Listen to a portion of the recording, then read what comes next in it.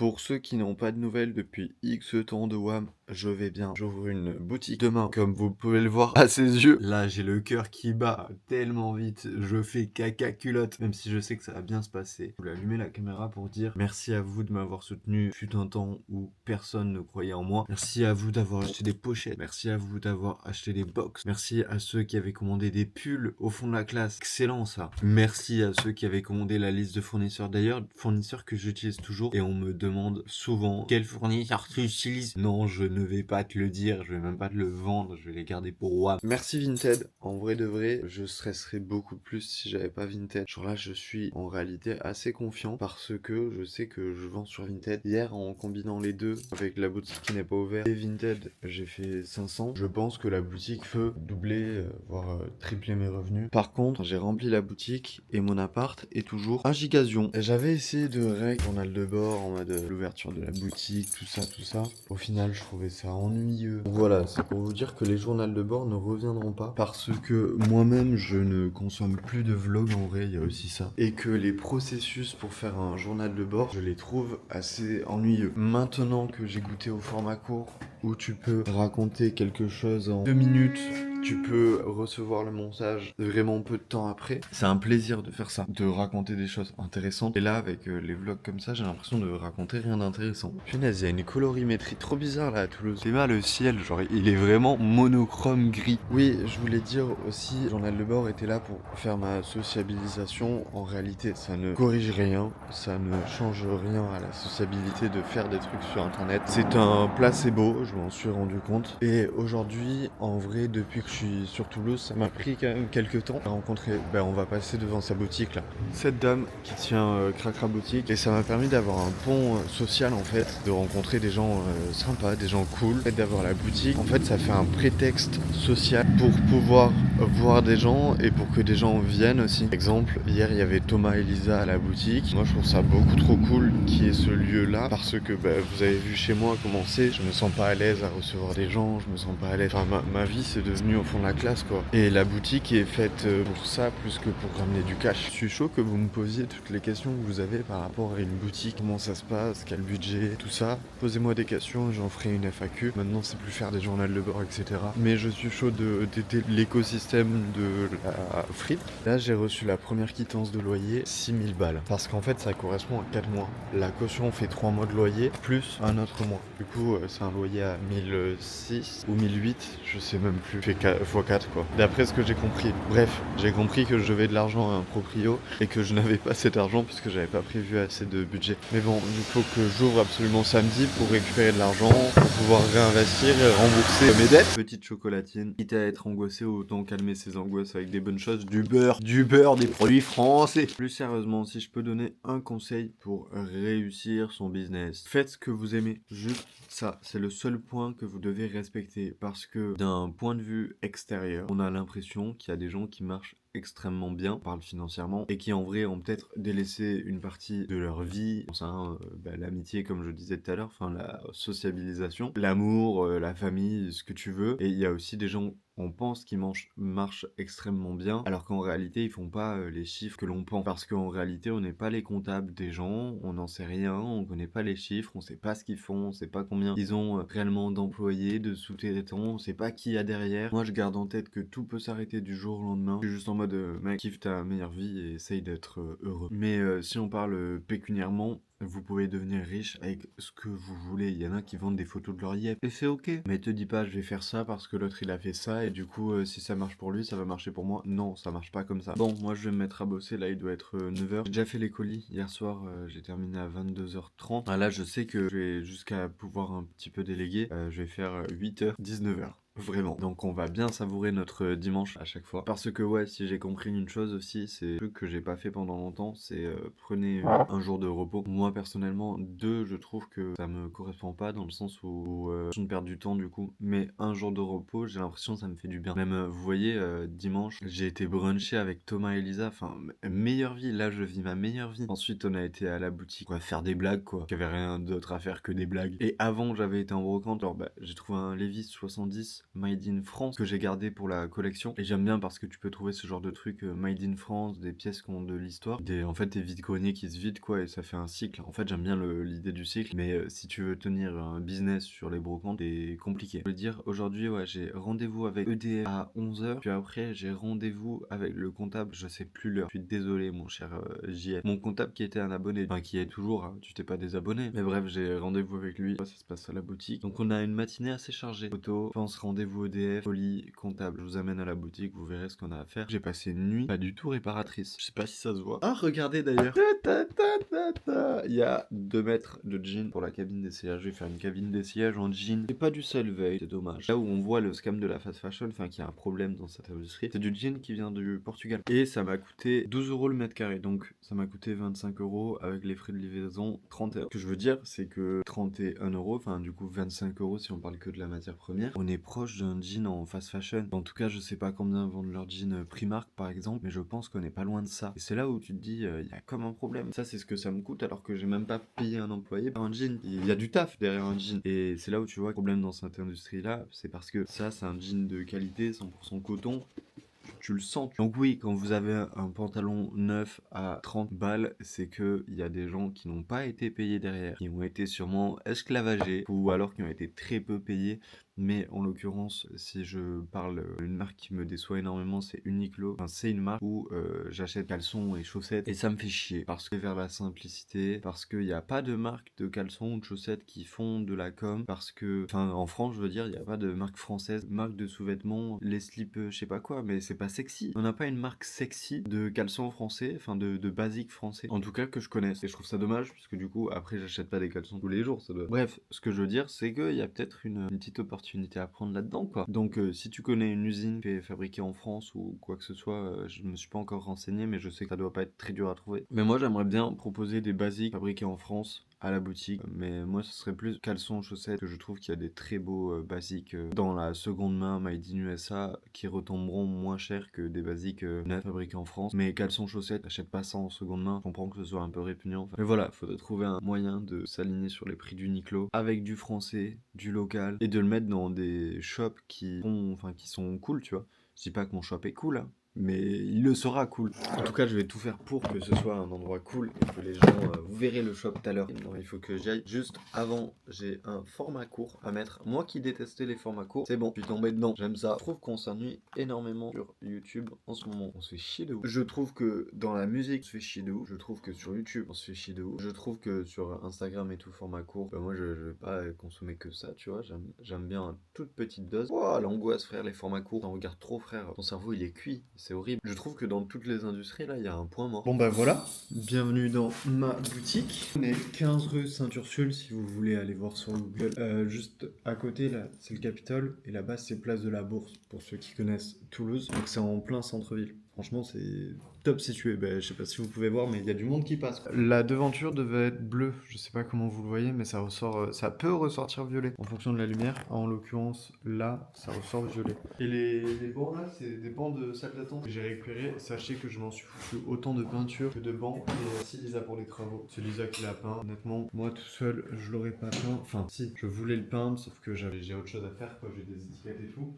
Et Lisa me l'a fait, du coup merci à elle. Je vais m'occuper de Vinted et boutique en même temps. Je sais pas si je l'avais expliqué. Aujourd'hui, j'ai réussi à ramener un gros sac et du coup, c'est des articles que j'ai pris ce matin. Ça m'a pris, regarde, là il va être 11h. Je vais recevoir mon appel EDF. En 1 heure, j'ai réussi à prendre 10 vêtements sans le repassage. Le repassage, je l'avais fait hier. Donc en vrai, en 3 heures par jour, tu peux faire une vingtaine de vêtements et ça te prend la matinée. Si tu délègues un peu, enfin, il y a moyen en tant que boutique d'avoir un côté en ligne et un côté physique. Ça que je vais vous expliquer, c'est juste une question d'organisation et d'envie. Mais je pense que dans le futur, les boutiques qui vont marcher seront celles qui sont aussi en ligne. Puisqu'on vit dans un système où avoir une boutique pignon sur rue, c'est bien. En fait, je trouve que c'est bien d'allier les deux, mais un seul est plus limitant. Ça là, c'est le plus gros scam de ma vie. Je l'ai payé 17 balles. J'en ai eu pour 17 balles, mon ref. Et le truc, il fait des clics-clics une fois sur deux. Pour en revenir à l'organisation, je vais faire toutes les étiquettes et tout à la maison. Il faut que j'achète un deuxième truc comme ça pour en avoir un ici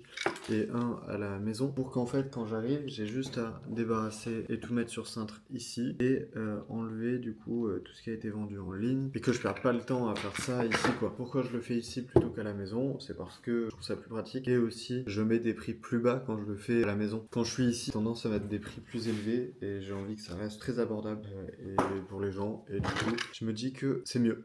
Pourquoi aussi je fais les étiquettes chez moi? C'est qu'en fait du coup je marque tout, je prends en photo la dernière étiquette, j'ai le SKU, j'ai le prix. Ça fait que quand j'ouvrirai le site internet, je pense en novembre ou décembre, on verra. Je suis de retour au shop parce que je vous avais oublié et j'avais aussi oublié mon chargeur, mon ordinateur. Ah bah super, mon chargeur n'est pas là. Je sais pas où il est alors. Ah, ça c'est un truc de fou. J'ai perdu du stock aussi.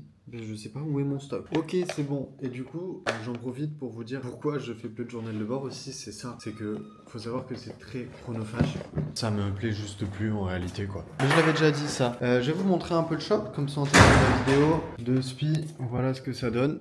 Tac. Hop. Normalement c'est ouvert là. Ça c'est la petite banquette, une salle d'attente. Voilà. Tac. Tac. Beaucoup de made in USA. Moi c'est ce que j'aime tout simplement. Et si t'as compris le début de la vidéo, le message c'est fais ce que t'aimes. Je te dis pas lui il fait ça alors je vais faire pareil. J'ai commandé ma caisse sur Amazon Prime que je devrais recevoir demain parce que c'est une obligation tout simplement et du coup caisse et aujourd'hui tu vois en n'étant pas ouvert, si on peut parler chiffres, j'ai fait que dalle sur Vinted, j'ai fait 22 € je crois et en physique j'ai fait 200 et quelques. Donc voilà, c'est pas des chiffres énormes. Mais en vrai, c'est ce que j'expliquais au début de la vidéo. Ça va permettre de lisser. Et aussi, là, c'est des journées où je suis censé ne pas être ouvert. J'ai juste le rideau qui est ouvert, les gens y rentrent. Et même pas tous les prix. Enfin bref, c'est pas une journée officiellement ouverte. Ce sera à partir de samedi. Mais moi, des retours que j'ai là pour le moment, je suis totalement satisfait. Franchement, c'est très très cool. J'essaye de pratiquer des bons prix. Enfin, le juste prix en fait, le prix du marché. Il y a des trucs où je vais être peut-être un peu plus cher du marché. Parce que c'est dur de s'en fournir et qu'il y a personne qui les a. Il y a des trucs où on peut en avoir beaucoup grâce à des contacts, mais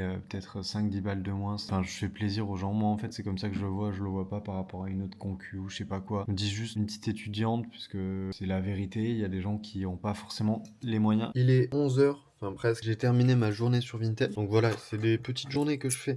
C'est juste pour tout mettre en ligne. Et puis j'ai des articles. Enfin, il faut pas que je passe beaucoup de temps, tu vois, vite fait. Je suis en train de récupérer de la monnaie. Puisque ce matin, j'ai reçu un message comme quoi j'étais à découvert de moins 2 € sur mon compte. Ouais, du coup, j'ai dû prendre, je sais pas, peut-être 15 articles en photo, quoi. Donc en vrai, ça suffit. Et c'est surtout que je n'ai pas galère avec les machines. C'est moi la quicheta. Le fisc, c'est de l'argent déclaré. Hein. Ouais, c'est de l'argent que j'ai en liquide. Puisque ce mois-ci, je me suis pas payé de manière normale. J'ai utilisé le liquide. Comme ça, vu qu'en fait j'ai mon compte pro qui n'est toujours pas activé, mon compte perso, j'ai pas trop envie d'y faire passer de choses puisque j'ai pas d'argent dessus et du coup j'ai pas envie que ce soit en négatif. Je me suis dit l'argent que j'ai en liquide, c'est ma paye de ce mois-ci. Et la mission de ce matin, c'est en fait là je suis en train de me dire combien il faut pour acheter ça. J'en ai aucune idée. Acheter des chaînes et des crochets pour la boutique. Le but étant de faire une silhouette de mannequin. Je vous expliquerai si vous voulez. Mais en gros, par rapport à un stockman que tu vas avoir, la silhouette de mannequin va être beaucoup plus changeable, beaucoup moins chiant à changer,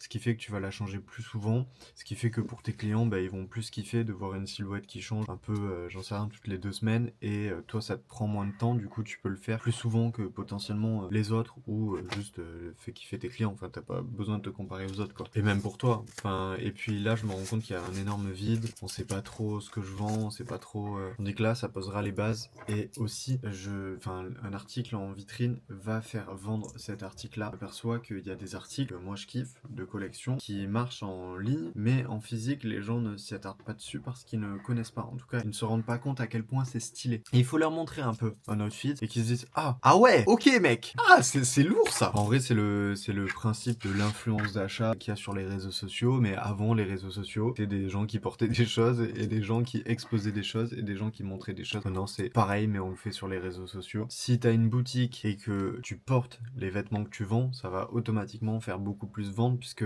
tout con. Ah ouais, j'avais un pantalon de l'armée américaine, le camo basique quoi. Et Lisa elle m'a dit ouais, j'ai vu que t'en avais un là la dernière fois, ça m'a donné envie d'en avoir un. Juste parce qu'elle a vu que sur moi c'était cool. Et du coup elle s'est dit peut-être que j'ai envie d'essayer ça puisque j'ai jamais eu l'occasion d'essayer. Et c'est comme ça en fait que tu influences les gens à acheter des choses, mais c'est plus influence les autres à explorer de nouveaux horizons parce que on se construit pas seul. Et même moi, ce que je porte, c'est parce que je l'ai vu sur quelqu'un d'autre. Enfin bref, c'est le principe de vivre dans une société. Je vais pas plus m'attarder. Je vais aller chercher ces petits clous et etc. Je vais vous montrer un petit peu. Aussi, j'ai perdu mon porte-monnaie. Voilà, ça c'est une bonne nouvelle. C'est-à-dire qu'il faut refaire la carte, tout ça, tout ça, tout ça. Ça va bien me casser les couilles. J'ai pas non plus un temps infini devant moi, quoi. Et que vas-y, je venais d'avoir une nouvelle carte bancaire. Juste regardez comment ce meuble, c'est trop Apple, frère. J'ai l'impression de déballer un Mac. Et vu mon niveau de richesse, croyez-moi, j'en ai déballé des Macs. Ah ouais, hein. Ah, mais par contre, c'est vraiment joli.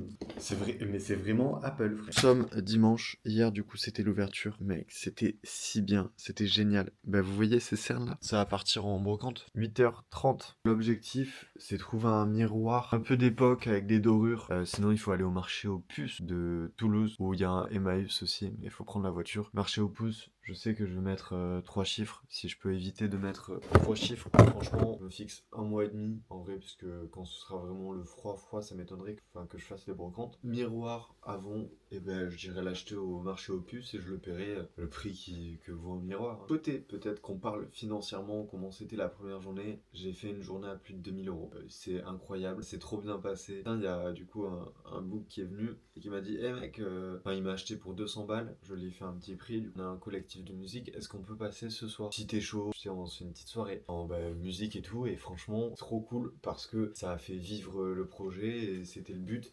Et je suis trop content que les gens soient réceptifs au projet. Autour où on me dit ah, je suis trop content parce qu'il y avait que ça à Paris et du coup qu'on ait enfin ce style-là de shop à Toulouse, ça fait plaisir. Le but, c'est pas qu'on se concurrence les boutiques. Le but, c'est qu'on crée tous un univers différent. Et que du coup, le client, il sache en fonction de son mood, de ce qu'il aime lui, qu'il a envie de chercher, il sache un peu où aller et ses préférences. Et si on fait tous notre univers, pas de concurrence. Je suis content aussi au niveau des prix, que les gens ils disent en vrai ça va. Enfin, moi je pense que c'est le bon prix, puisque il y a quand même des charges à payer. Et en vrai, je suis resté sur mes prix Vinted, donc c'est cool. Et je vends quand même à côté sur Vinted aussi. Sur Vinted, je dois être à peu près entre 100 et 200 euros par jour. Donc c'est cool. Après, c'est pas du bénéfice, hein. Chiffre d'affaires. Chiffre d'affaires sur lequel je suis imposé, chiffre d'affaires sur lequel je dois payer un loyer, chiffre d'affaires sur le... Bref, il y a beaucoup de choses à payer quand t'es en société. Mais voilà, du coup hier on a fait un petit after après. Oh, je suis hideux en ce moment. En ce moment là, faut que j'aille chez le coiffeur, mon frère. Et il faut que je dorme. Il faut que je dorme. T'as vu ma tête là? T'as vu mes yeux, mec? Mais j'ai du mal à dormir. Je suis tout excité. Je sais pas si vous voyez ce que je veux dire, mais je suis trop heureux qu'il se passe des choses et que enfin c'est avancé. Enfin ça a avancé comme si j'avais galéré. Voilà, mais juste je suis content que le projet se concrétise et je vous souhaite derrière cette caméra que vous réussir à faire ce que vous avez en tête. Fond de la classe, c'est ça, c'est montrer que tout le monde peut le faire et que c'est juste d'être déter et en vrai c'est un mode de vie spécial, hein. Genre t'es à mon salon, genre je sais que mon canapé, genre j'ai une demi-place, donc je sais que c'est un mode de vie spécial, mais en vrai c'est le mode de vie que j'ai choisi et c'est le mode de vie où je me sens vraiment béni, mec. J'aimerais bien faire une collab avec un autre shop à Toulouse le mois prochain pour réorganiser une petite fête et que ça fasse vivre un lieu en fait et qu'on fasse ça assez quotidien, enfin mensuellement, peut-être tous les 3 mois, peut-être... Enfin bref, on invite un peu des gens et que ce soit un lieu vivant. Moi c'est ça que je veux avant tout, que ce soit un lieu vivant. Au-delà du financier, moi il suffit que je puisse payer le loyer, que je puisse à un moment donné déléguer un petit peu. Moi j'aime bien dire que l'objectif c'est 30 000 euros par mois puisque je pense que des charges à 10 000, si tu fais un x3 sur ces charges-là, tu peux limiter beaucoup de stress, que tu sais que du coup tu as quelques mois d'avance et surtout que tu peux te développer. Moi, je suis un peu la méthode SwiftKicks. J'ai envie de vendre assez vite, de tirer vers le bas à l'achat et pas de tirer vers le haut pour le client. Et d'ailleurs, on m'a déjà proposé du coup si je pouvais faire des rachats. Une japonaise qui m'a pris un pull Coogie à 150 balles et j'étais content qu'elle connaisse Coogie. Elle m'a dit hey, j'ai une veste Woolrich en laine USA magnifique. Est-ce que tu veux la reprendre, etc. Je lui ai dit, je regarde les tarots, la cote du marché. Je pense que la placer à 84 en magasin, c'est un bon prix pour le client. 60% de 84, enfin 85, pardon. Voilà, 48 à l'achat, je pense que c'est mieux. 48 pour une revente à 85. Ça fait une marge de 40%. Sachant que nous, dans le textile, normalement, pour vivre, on a besoin de faire un x2. Je sais pas si on dit une marge à 50 ou une marge à 100%, je crois que du coup on dit une marge à 100%. C'est la statistique pour tenir une activité comme ça, c'est minimum du fois 2 quand tu mets la clé sous la porte en fait. Donc en vrai sur ce genre de pièces là, faire moins de marge, mais faire en sorte à développer une relation client et que surtout moi ça me ferait kiffer de moins faire de marge, mais que genre la personne qui m'a vendu cette veste reparte à quelqu'un de Toulouse et que la personne croise sa veste dans Toulouse. Ça je trouverais ça incroyable. Comme moi je vais croiser des vêtements que j'ai vendus dans la ville et je serais en mode trop heureux puisque c'est les vêtements qui m'appartenaient, enfin qui m'appartenaient. J'aime beaucoup les vêtements que je vends, pour moi ils m'appartiennent. En gros c'est un vêtement que je kiffais, que j'ai sélectionné pour la boutique, que je croise dans la rue et j'aimerais trop qu'il y ait des gens qui connaissent cette sensation là. Je sais pas si c'est vraiment intéressant businessment en parlant de faire ce genre de truc de rachat. Et n'hésitez pas à me dire si vous le faites, vous, si vous avez une boutique, quel pourcentage vous margez. Moi je pense que 40% c'est très très raisonnable honnêtement. 40% de marge. Si vous voulez passer à la boutique, c'est à Toulouse, 15 rue Saint-Ursule. Si vous avez des questions sur la boutique, je suis chaud de prendre un petit peu de temps pour y répondre et faire une FAQ. En vrai j'aimerais bien faire des petits vlogs mais j'ai pas forcément d'idées quoi. Et c'est aussi du temps à louer. Et comme j'ai dit, le processus me plaît moins pour un journal de bord, ça me fait yesh. Ah, j'ose pas dire au revoir, vas-y, Zoubi.